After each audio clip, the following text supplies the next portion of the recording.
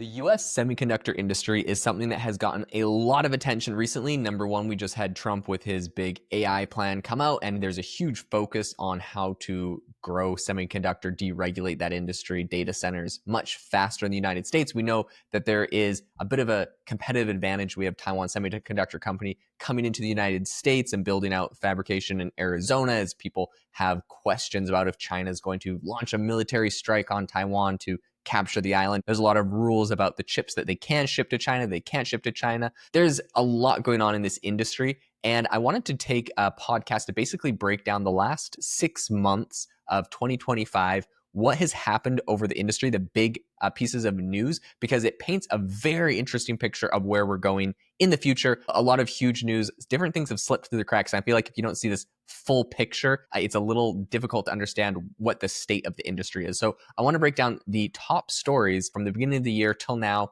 with the semiconductor industry, ending in some of the big news that's been announced. And of course, everyone is talking about this. There's a $500 billion deal with OpenAI and Oracle and a lot of other crazy stuff. So we're going to get into all of that. Before we do, I wanted to mention, if you want to try out any of the top AI models I talk about on the show, I'd love for you to go check out AIbox.ai. This is my own AI startup, and we're in beta right now. We'll essentially allow you to access the top 40 AI models all on one platform for one subscription price. You don't have to have subscriptions to every single model. Or every single company. For $20, you get access to OpenAI, Gemini, Cohere, DeepSeek, Google, Meta, Microsoft, Mistral, Nvidia, Qwen, XAI, image generators, audio generators, a ton of really cool features, and you can chat with them all in the same thread. So it's incredibly useful, and it's only one subscription of $20 a month. So you can go check that out. There's a link in the description. All right, let's get into what is going on with the US semiconductor industry. So I wanted to start out in January. So the CEO of Anthropic, Dario Amodeo, he co-authored an op-ed in the Wall Street Journal. This was quite famous. A lot of people talked about this,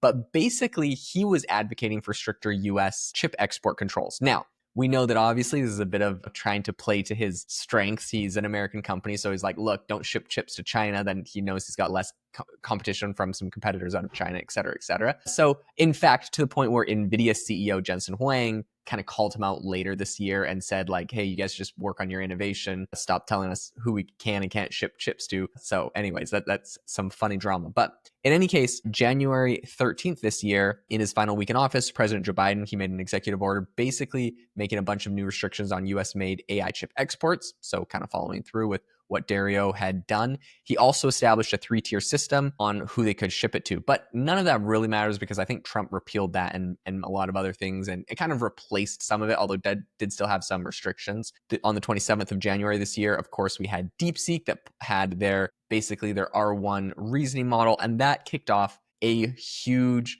firestorm from US companies on basically what was going on, how they were going to compete with China, and why the semiconductor industry was so important. It kind of made it this like us against you, American versus China, and that's kind of where we are today. All right, so let's get into what's happening. So in March, starting specifically kind of in the semiconductor industry, we have the story of Intel. So Intel announced that Lip Bhutan, who was a former board member, it was going to take over as the CEO. Intel had honestly kind of been not seeing a huge growth from AI that everyone expected. They've been dropping, they've been struggling, bringing on the new CEO. And of course, Tan had a really renewed focus on engineering and what they were doing. So that was kind of the big thing. In April, on the 15th, the US imposed a bunch of new export license requirements on Nvidia's H200 chips. Nvidia wasn't particularly happy with this, but basically Nvidia said that they expected a $5.5 billion hit in their Q1 fiscal 2026 charges. They're like, look, we're going to lose a lot of money not being able to ship basically their H20 AI chips to China. Then we had Jensen Huang, who went and had dinner at Mar-a-Lago with Trump and helped negotiate a partial exemption for the H20 chip, basically. But we'll see, that was sort of short-lived, but I'll get into that. Earlier on in April, we also had Intel that disclosed they were going to spin off all of their non-core units, so their networking and edge division, basically to reinforce their high-end R&D. This is all going to be under Tan's leadership. There is also some rumored discussions that came out of a joint venture between Intel and TSMC. TSMC was going to take a 20% stake in this kind of new chip fab.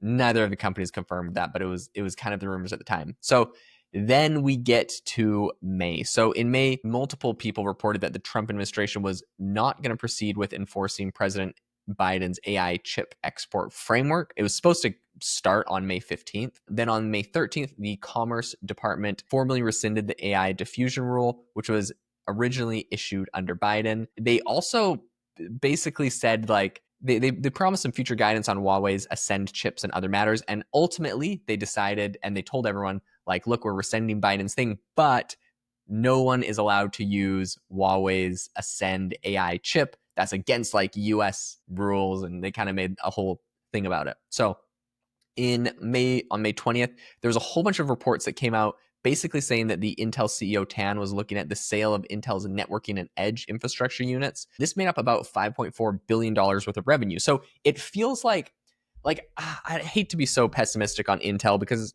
typically has been a great American company, but it feels like as they're spinning off what they're calling non-core units, it feels like the company's sort of struggling and they're just going to try to focus on what their core business is. They're spinning off these other things that are not really their core focus because they basically can't sustain them. So on May 20th, that's kind of when that news broke. And then a day later, China's Commerce Secretary came out openly and condemned the US guidance, which warned against using Huawei chips anywhere in the world. They said that this could constitute an export violation. And they, of course, threatened some legal retaliations against the US. And they didn't like the US kind of coming in and messing that up for them. On the 28th of May, Nvidia confirmed that licensing restrictions on the H20 chips had led to $4.5 billion charge in Q1. It estimated up to $8 billion revenue loss in Q2 due to the constrained shipments. Also on that day, AMD acquired a company called Semi. So this was basically a startup that was focused on silicon photonics, which was really something that's very important for basically some important innovation in semiconductors. And it's interesting because now we're starting to see these acquisitions by AMD and some other big players to become more competitive in the market. Then we have June. So in June, AMD acquired another company. They were on a bit of a tear. They acquired Brium, which is basically a software startup specializing in computer and AI inference optimization. The deal is essentially positioned to reduce their reliance on CUDA, and they're also trying to kind of take a challenge at NVIDIA's ecosystem dominance. I guess not the problem with NVIDIA. The strength of NVIDIA is that they don't just have chips, but they have software. They have this whole ecosystem of tools that make it really hard for other companies to kind of break in. So on June 6th, just 2 days later, the semiconductor company also acqui-hired the entire AI chip team from Untethered AI and basically folded their expertise and shut down the startup's support operations. So like I mentioned, on an absolute tear of acquisitions. And then that brings us to July. So on the 13th of July, there was a whole bunch of rumors that NVIDIA planned to reapply for export licenses to start shipping their H200 chips to China again. This was obviously a really strategic pivot. At the same time, they announced a China-specific chip, which they're calling the RTX Pro. Basically, they have restrictions on like how powerful of a chip they can send to China. So they made less powerful chips, but they used AI to kind of optimize those chips and make them better. So technically they're following the export restrictions, but at the same time they're able to deliver a product that would be competitive and interesting inside of China. Then a day later, Malaysia implemented a new export regulation. Basically, any export, transit, or transshipment of US origin AI chips required a 30-day notification and trade permit. This is basically part of an effort to stop smuggling into China. We saw some pretty funny news where I think this is probably not super accurate, but there was funny news where like basically Singapore made up for 30% of NVIDIA's revenue. There's a number of reasons why this happened, but a lot of people at the time were saying, look, Singapore makes up 30% of NVIDIA's revenue. This is probably just because people in China are getting stuff shipped to Singapore and then smuggling it into China. So basically, Singapore represents China. In reality, I think that Singapore just had a lot of purchasing offices, and so NVIDIA would bill from Singapore, and so that's kind of where the revenue got marked, but it wasn't necessarily revenue going to it wasn't necessarily chips getting shipped to Singapore. So anyways, that was kind of a funny thing. But on July 17th, a bunch of news came out that a multi-billion-dollar UAE deal was coming to purchase NVIDIA AI chips and that it was on hold due to US national security concern over basically they're worried that the chips were then going to get rerouted to China, even though the UAE said they weren't going to do that. So the US is really trying everything they can to stop smuggling, just stop these chips from getting to China. They didn't want China to get AI supremacy.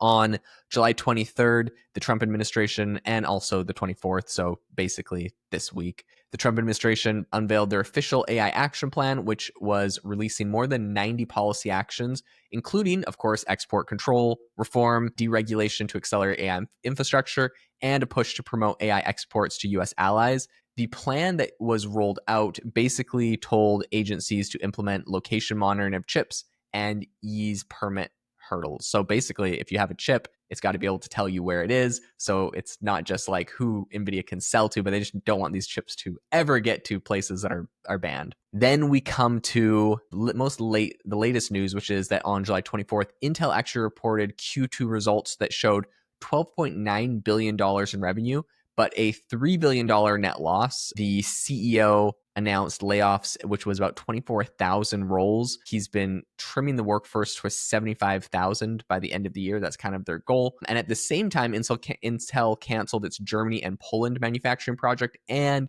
they further delayed their Ohio fab plans as part of a cost-cutting consolidation. So really, it feels like Nvidia is on a tear, but they're worried about kind of export controls to China and trying to get their chips there as soon as possible. And so Nvidia seems fine. They're kind of crushing it. Intel, on the other hand, while they are, they had, $12 billion in revenue, which is fantastic. They had $3 billion in net loss. So Intel is not doing great. It doesn't feel like they really are one of the big winners in the AI race. It seems like Nvidia has taken that spot, and they really could have been. So it's going to be interesting to see how this plays out in the future. In any case, I'll keep you up to date on everything going on in the chip fabrication industry with semiconductors. This is really important because basically it's the backbone of AI working or not working, and whoever controls the semiconductors is going to control AI. So very, very interesting. Thank you so much for tuning into the podcast today. And like I mentioned before, if you want to try any of these top AI models that I have mentioned, including DeepSeek from China and all the latest from OpenAI, go check out aibox.ai. I have the top 40 AI models on there, and you can try all of them for one monthly subscription of $20. We also have image, audio, tons of other cool stuff. So go check it out. The link is in the description. All right. Thanks so much, and I'll catch you next time.